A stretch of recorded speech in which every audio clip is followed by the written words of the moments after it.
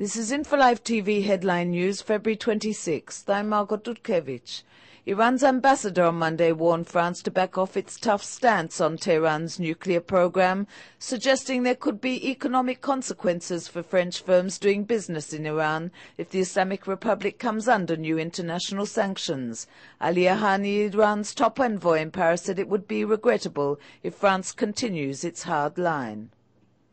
The parents of 10-year-old Yossi Haimov, seriously wounded in a Kassam rocket attack in Sderot on Monday, received good news after the Barzilai Hospital Deputy Director General Dr. Ron Lobel informed them that doctors had managed to save their son's arm that had been partially severed in the explosion.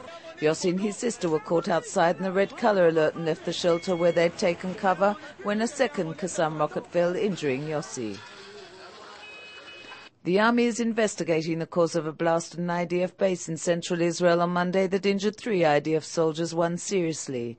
An officer lost an arm. The condition of another soldier was described as satisfactory and a third was lightly wounded. The incident occurred when a rocket-propelled grenade exploded near the soldiers conducting tests of weapons seized from Hezbollah in the Second Lebanon War.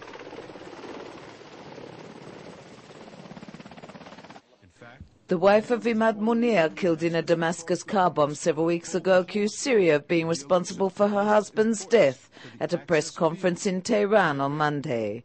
The widow declared that Damascus' refusal to permit Iran to investigate her husband's assassination is further proof that they are responsible for his death. The Knesset on Monday approved in a second and third reading a new bill that outlaws neo-Nazism. According to the newly instated law, advocating, supporting or rallying for either Nazi or racist principles will now be deemed illegal in Israel. The newly approved bill was first proposed by Knesset member Moshe Gafni. Bank of Israel Governor Stanley Fischer decreased the interest rate Monday by 0.5%, contrary to early forecasts. The move is expected to help exporters and the economic growth, but may encourage consumption and lead to a rise in the inflation. As well, and I hope that trend continues. Elsewhere on InfoLive TV, today, Ariel Sharon is 80. InfoLive TV brings you a special report on the man behind the legend. Footage from Sderot taken seconds after a Kassam rocket fell, wounding Yossi Haimov. And Gaza protests of fundamentalist politicians. West Bank Palestinians have more to lose.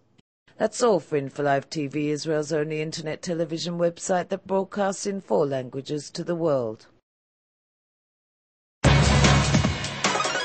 Today, the whole world talks about Israel. But who broadcasts from Israel to the world in 4 languages, live from Jerusalem? InfoLive TV, the first international Israeli television channel that operates 24 hours a day, 7 days a week.